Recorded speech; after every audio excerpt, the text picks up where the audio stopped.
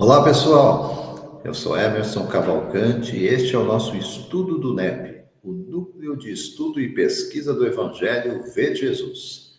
Convite para as redes sociais, página do Facebook ou canal do YouTube, basta digitar NEP Vê de Jesus. Você curte a página do Facebook e no canal do YouTube se inscreva, se você ainda não é inscrito, ou acione o sino de notificações para o recebimento dos vídeos semanais do V de Jesus. Aqui às segundas-feiras o nosso encontro é para reflexão, desdobramento, compreensão da carta de Paulo aos Romanos, na série que intitulamos Romanos verso a verso, que alcança hoje o episódio de número 96 dessa série Romanos verso a verso, que procura aí concatenar Antigo e Novo Testamento numa reflexão que nos aponta para o relembrar as palavras de Jesus, para nos ensinar as demais coisas na extensão, na ampliação do entendimento sobre as leis divinas, sobre a ótica, a luz, a perspectiva da doutrina consoladora. Reforçando então para vocês esses convites, né? Reforçados estão, vamos dar sequência então convidando vocês à leitura do verso da noite de hoje e as nossas reflexões. Fique à vontade aí para deixar seus comentários, mesmo dúvidas, para que a gente possa então interagir. Compartilhamentos também, se assim desejar, para que se amplie essa rede, que venha a receber a boa nova, o Evangelho do Cristo, para a atualidade dos nossos dias. Reflexão então aqui, Romanos 3, verso de número 30. Vou fazer a leitura aqui a partir da tradução de João Ferreira de Almeida. Fique à vontade para outras traduções, não brigamos aqui com palavras, tá? Vamos lá, tradução João Ferreira de Almeida, Romanos 3, verso 30, ensina o apóstolo Paulo.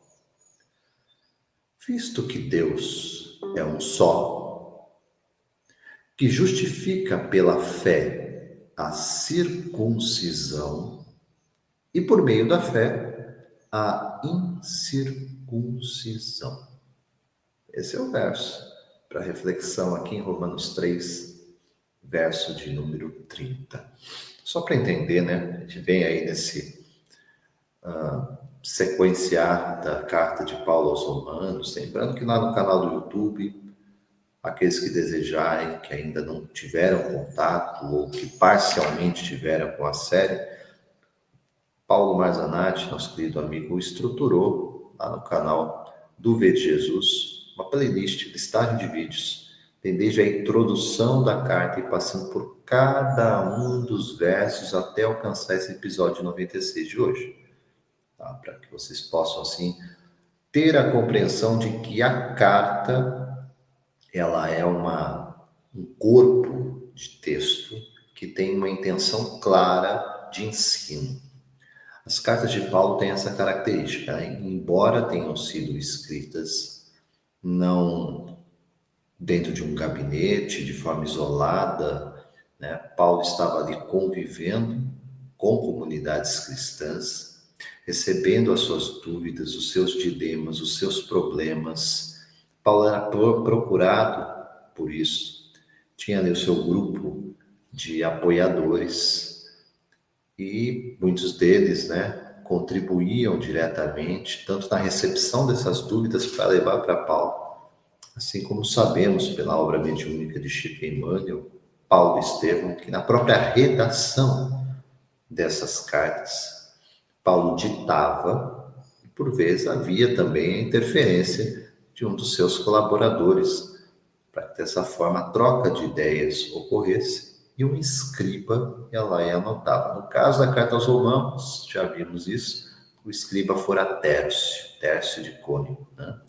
E Tércio, então, anota para a gente esse verso, o ensino de Paulo, tratando sobre este que é o tema central da carta, gente, central da carta.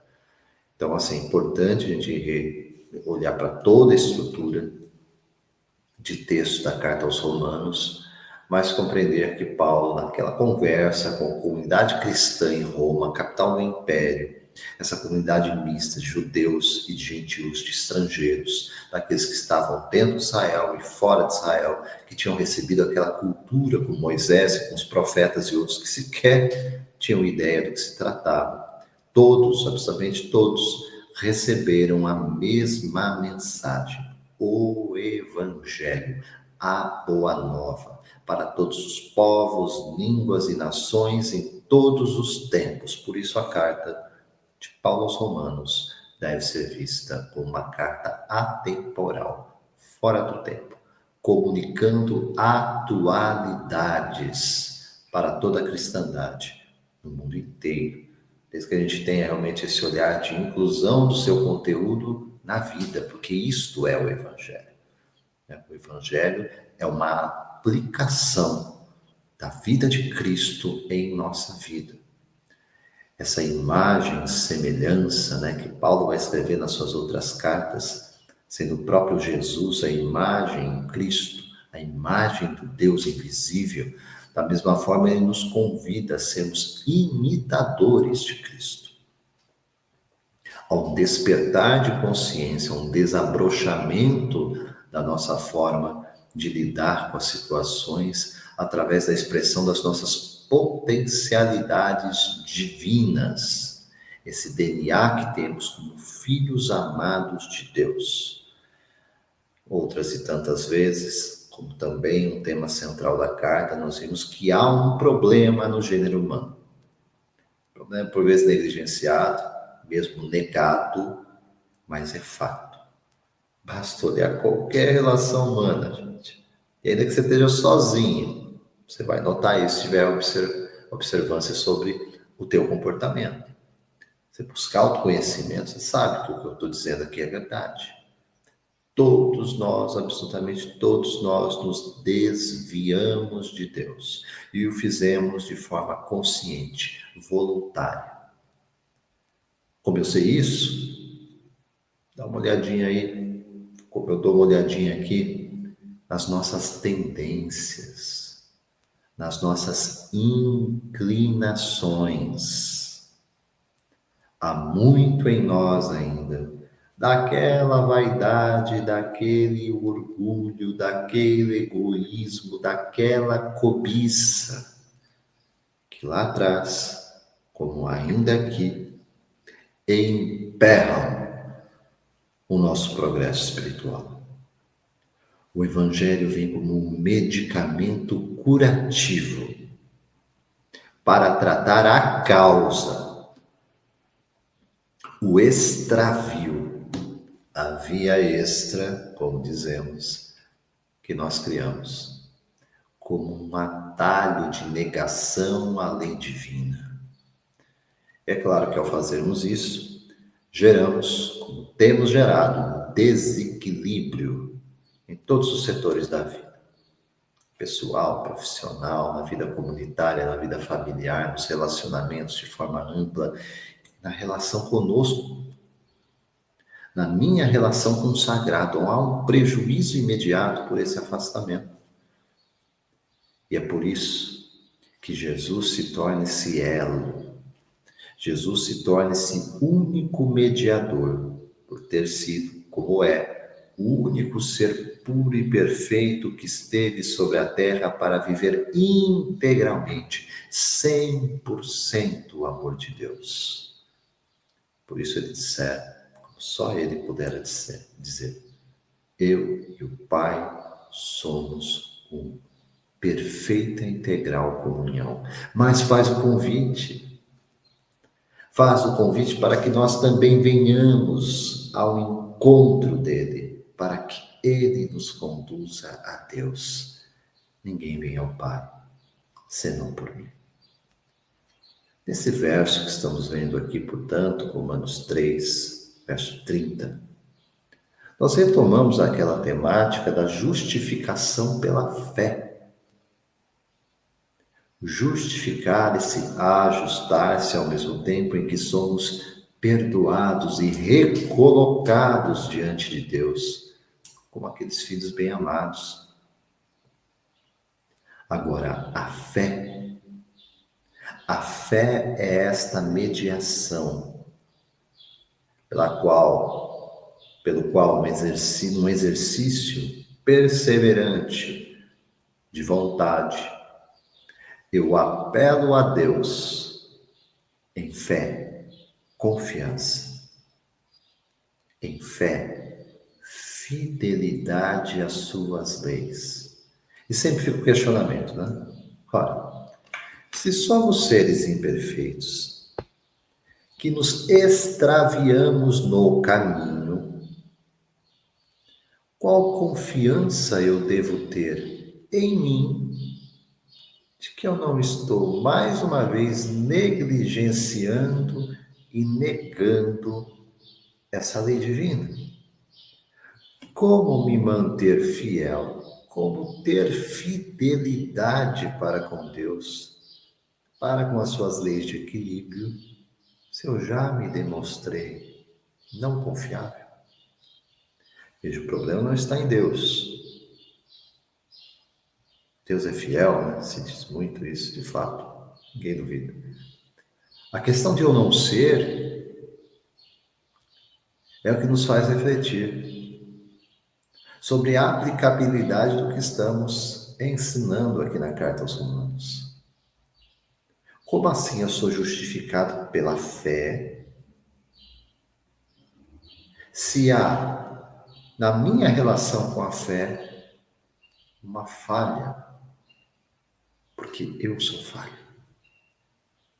E aqui, gente, está a grande questão do Evangelho.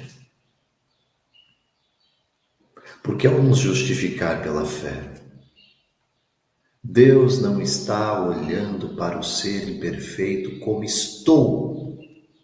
Estou, não sou. Em essência, todos trazemos em nós a semente divina, a potencialidade destinada por Deus a se tornar uma realidade, que é a perfeição, a pureza, a santidade, porque Deus é assim. E os filhos não podem negar o Pai. O Pai desejou e realizou isso na sua criação. Os seus atributos, ou dentre os seus atributos comunicáveis, estão a perfeição, a pureza e a santidade. Ora, Emerson, mas eu não sou assim. Prazer, eu, Emerson, também não sou. E essa é a nossa realidade irrefutável. Mais abençoada seja a doutrina consoladora, que vem nos ensinar que estamos estagiando em experiências graduais necessárias para um processo de crescimento, de progressão, de evolução, de desenvolvimento. Que no Novo Testamento, de forma especial nas cartas de Paulo, é nomeada como santificação. O processo pelo qual o meu comportamento, as minhas ações e o reflexo disso nas minhas relações comigo, com Deus e com o próximo, vai se tornando, ao longo do processo, afinizado, reajustado com a vontade de Deus. E é por isso que na Terra encontramos seres tão diferentes, vivendo estágios e níveis de consciência tão diversos. Ora, seria terrível pensar que Deus criou seus filhos de forma absolutamente desigual. Ou simplesmente acreditar as nossas escolhas, o fato de uns serem inclinados ao mal e outros mais inclinados, pelo menos, ao bem. Se é fato que a escolha é voluntária, somos responsáveis diretos por essas escolhas. Não é menos verdade de que Deus oferece o mesmo ponto de partida, todos criados simples, com desconhecimento, tanto do bem quanto do mal, assim como somos destinados àquilo que Jesus já nos alertara como um pedido direto: sede perfeitos, como perfeito é o vosso Pai celestial. E aqui não é uma condição, como eu disse, é um mandamento, é um imperativo do Cristo para nós, é um chamado à consciência. Então, aqui, independente das questões da fé religiosa, da fé ritualística, das formas pelas quais nós optamos para cultuar a Deus, é disso que está falando Romanos 3,30. Voltando ao conceito central, há um só Deus. Isso veio a partir de Moisés, veio a partir dos profetas. A ideia monoteísta, um só Deus, em contraoposição a todo mundo que ensinava e vivia uma fé baseada em muitos deuses, deuses humanizados e imperfeitos como nós. Esse Deus providencial, esse Deus autor da vida, esse Deus inteligência suprema, esse Deus causa de tudo que há, de tudo que existe, é um só. Portanto, a sua vontade é única. Há um equilíbrio, uma ordem em toda a criação, uma sabedoria evidente. E ao nos justificar pela fé, ele faz, independente da forma que elegemos para cultuá-lo. Por isso aqui expressa, dentro do contexto de Paulo, doutor da lei judaica, um dos ritos mais praticados à sua época, e que gerou tanta confusão, tanta polêmica junto ao grupo em que vivera Paulo: a circuncisão. Aquela ritualística pelo qual o homem, menino, ao 8º dia de vida, tinha cortado ali o prepúcio que cobre o órgão genital masculino. Esse era o rito, cortar no sentido de pureza na relação com Deus. Esse era o simbolismo, Agora, os que estavam fora de Israel não faziam isso. E aí? Ao se voltarem à mensagem do Evangelho, teriam de fazê-lo? Paulo vai reafirmar inúmeras vezes e vai ter grandes disputas a respeito disso, sendo resoluto, firme, convicto no fato sonoro de dizer não. Não. Eu não devo me agarrar à ritualística antiga, que trazia um símbolo, um ensino importante para ser assimilado, mas cuja essência se sobrepõe à forma. Quer fazer a circuncisão? Está dentro do teu campo de aceitação de fé? Faça. Não quer? Sem problema. Porque todos somos justificados pela fé, confiança e fidelidade por meio de um só Deus. Essa é a mensagem, amados. E deixo aqui para reflexão de vocês a noite de hoje, em que meditamos em torno de Romanos 3, verso de número 30. Reforçando o convite, então, pelas redes sociais, página do Facebook, canal do YouTube, basta digitar NEPV de Jesus e ter acesso aos vídeos das nossas atividades semanais. Aqui às segundas-feiras, o nosso contato, ensino, exposição, meditação em torno da carta de Paulo aos Romanos, na nossa série Romanos verso a verso, sobre a ótica e a perspectiva da doutrina consoladora. Eu sou Emerson Oliveira Cavalcante e deixo aqui os meus votos de paz, de luz, muita sabedoria. Que Deus nos abençoe de sempre, amados. Até a próxima. Até breve.